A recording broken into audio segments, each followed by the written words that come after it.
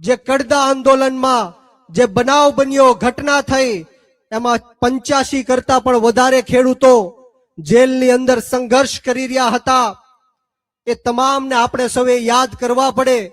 આપણા આમ આદમી પાર્ટીના ખેડૂત નેતા એવા રાજુભાઈ કરપડા, ફ્રન્ટલ અધ્યક્ષ પ્રવીણભાઈ રામ, રાજુભાઈ બોરખતરિયા, રમેશભાઈ મેર, પિયુષભાઈ પરમાર અને સાથોસાથ 85 જેટલા ખેડૂતો અને આમ આદમી પાર્ટીના નેતાઓ જેમણે ખેડૂતોના હક અધિકાર અને ન્યાય માટે જેલની અંદર સંઘર્ષ કર્યો છે, એમની માટે એકવાર જોરદાર તાળીઓ થઈ જાય. મિત્રો, વિશેષ વાતો નથી કરવી, પરંતુ જે રીતના કચ્છ જિલ્લાની અંદર કચ્છના લોકોને ડરાવવાની અને ધમકાવવાની જે પ્રક્રિયાઓ ચાલે છે, જ્યારે જ્યારે પણ આમ આદમી પાર્ટીની સભાઓ હોય, આમ આદમી પાર્ટીના નેતાઓ આવતા હોય, મીટિંગો હોય, ત્યારે ત્યારે ધંધા રોજગાર ઉપર પ્રહાર થાય છે, ધાક ધમકીઓ આપવામાં આવે છે, ખોટા કેસો કરવાની બીકરાણીઓ બતાવવામાં આવે છે, જેલમાં પૂરવાની બીકરાણીઓ બતાવવામાં આવે છે. ત્યારે આ જાહેર મંચ ઉપરથી આ ભ્રષ્ટાચારી ભારતીય જનતા પાર્ટીના નેતાઓને કહેવા માંગીશ કે તમે ગમે એટલો અન્યાય કરો, અત્યાચાર કરો, ખોટા કેસો કરો કે જેલમાં નાખો, પરંતુ આ આમ આદમી પાર્ટી તમારી સામે છેલ્લા શ્વાસ સુધી લડી લેવા માટે અમે તૈયાર છીએ. આ આમ આદમી પાર્ટી આંદોલનની કોખમાંથી જન્મેલી પાર્ટી છે. ગરમ તપતી ભઠ્ઠીમાંથી નીકળેલા અમે લોકો છીએ. અમે કોઈનાથી ડરતા કે ગભરાતા નથી. માનનીય ઈશુદાનભાઈ ગઢવીને જેલમાં મોકલ્યા, ગોપાલભાઈ ઇટાલિયાને જેલમાં મોકલ્યા, યુવરાજસિંહને જેલમાં મોકલ્યા, ચૈતરભાઈ વસાવાને જેલમાં મોકલ્યા, રાજુભાઈ કરપડા હોય, પ્રવીણભાઈ રામ હોય, આ તમામ લોકોને ખોટા કેસો કરીને જેલમાં મોકલવાનું જો આ ષડયંત્ર કર્યું હોય તો આ ભ્રષ્ટાચારી ભારતીય જનતા પાર્ટીએ કર્યું છે. ત્યારે આપણે સૌએ જાગૃત થવાની જરૂર છે. આપણે આપણી આત્મા જગાડવાની જરૂર છે. જે રીતના કચ્છ જિલ્લાની અંદર જે આપણા ખેડૂતોના મુદ્દાઓ હોય, હાઈ ટેન્શન લાઈનનો મુદ્દો હોય, યુવાનોના રોજગારીનો મુદ્દો હોય, આ મુન્દ્રા પોર્ટની અંદર જે બેફામ ડ્રગ્સ આવી રહ્યું છે, એના કારણે સમગ્ર ગુજરાતના યુવાનો ત્રાહિમામ પુકારી ચૂક્યા છે. આપણે સૌએ એક આંદોલન ઊભું કરવું પડશે. આમ આદમી પાર્ટીમાં જોડાઈને આ ભ્રષ્ટાચારી ભારતીય જનતા પાર્ટીને જડબાતોડ જવાબ દેવો પડશે. કારણ કે જે રીતના ખેડૂતોની હાલાત ગુજરાતની અંદર થઈ છે, શું કામ ખેડૂતો વિરોધ કરી રહ્યા છે, શું કામ અમે બધા બોલી રહ્યા છીએ, શું કામ ખેડૂતોમાં આક્રોશ છે, એ આપણે સમજવું પડશે.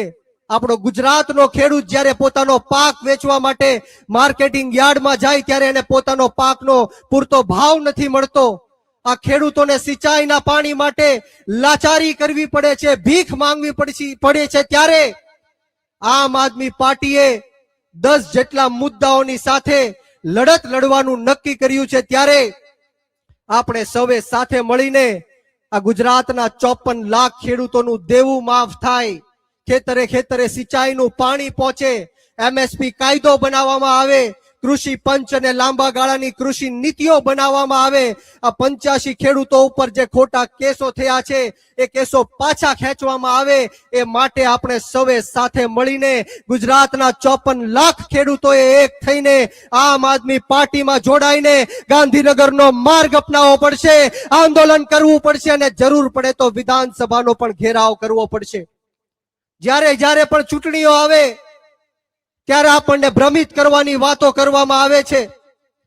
આ દેશના સૌથી ભ્રષ્ટમાં ભ્રષ્ટ વડાપ્રધાન, સૌથી ખોટામાં ખોટા વડાપ્રધાન નરેન્દ્ર મોદી જ્યારે ચૂંટણીઓ આવે ત્યારે હિન્દુ મુસલમાનની વાત કરે છે, મંદિર મસ્જિદની વાત કરે છે, કબ્રસ્તાન પાકિસ્તાનની વાત કરે છે, સ્મશાનની વાત કરે છે, બાંગ્લાદેશની વાત કરે છે.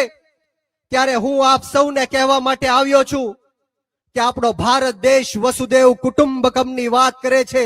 આપણા ભારત દેશની રામચરિત્ર માનસની ચોપાઈ કહે છે કે સબ નર કરે હી પરસ્પર પ્રીતિ, એટલે કે એક એવો દેશ કે જ્યાં દરેક સમાજ, જ્ઞાતિ અને ધર્મના લોકો એક સાથે હળી મળીને ભાઈચારાથી અને પ્રેમથી રહે.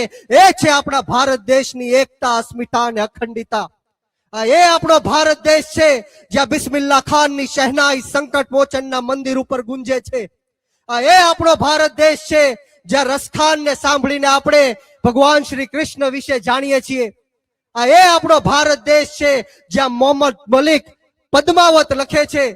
એ આપણો ભારત દેશ છે જ્યાં મોહમ્મદ રફી સાહેબ ગાય છે કે સુબ કે સબ સાથી દુઃખ में ना कोई, तेरे नाम मेरे नाम એક સાચા દૂજા ના કોઈ. આ છે આપણા ભારત દેશની એકતા. ત્યારે આપ સૌને હું વિનંતી કરવા માટે આવ્યો છું કે નાત, જાત, ભેદ ભાવ, ભાષા, ધર્મ, જ્ઞાતિ, જાતિ બધું જ ભૂલીને આપણે સૌએ એક થઈને જે રીતના વિસાવદરની અંદર દરેક સમાજ, જ્ઞાતિ અને ધર્મના લોકોએ એક થઈને ખેડૂત પુત્રને, એક યુવાનને વિધાનસભાની અંદર મોકલ્યો, એવી જ રીતના સમગ્ર ગુજરાતના તમામ સમાજ, જ્ઞાતિ અને ધર્મના લોકોને આ મંચના માધ્યમથી આહ્વાન કરું છું, હાકલ કરું છું કે સમય આવી ગયો છે ખેડૂતોના હક માટે બોલવાનો, સમય આવી ગયો છે યુવાનોના અધિકાર માટે બોલવાનો, આપણા ભવિષ્ય માટે અને આપણા બાળકોના ભવિષ્ય માટે લડાઈ લડવાનો.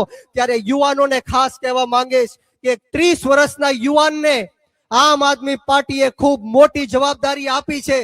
ગુજરાત પ્રદેશના યુવા અધ્યક્ષની જવાબદારી એક 30 વર્ષના યુવાનના હાથમાં સોંપી છે. ત્યારે આમ આદમી પાર્ટીમાં તમામે તમામ યુવાનો છે.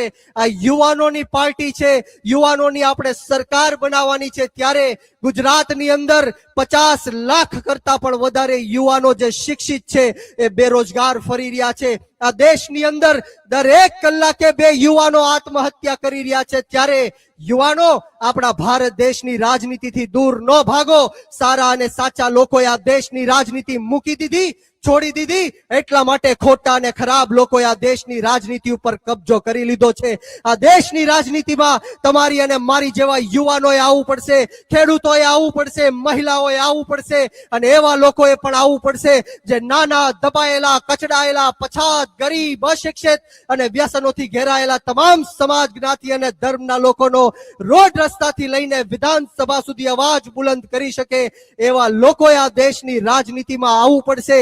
એટલા માટે મારે કહેવું છે કે ये जमीन बेच देंगे, ये गगन बेच देंगे, ये जमीन बेच देंगे, ये गगन बेच देंगे, ये शहीदों के सिर का कफन बेच देंगे.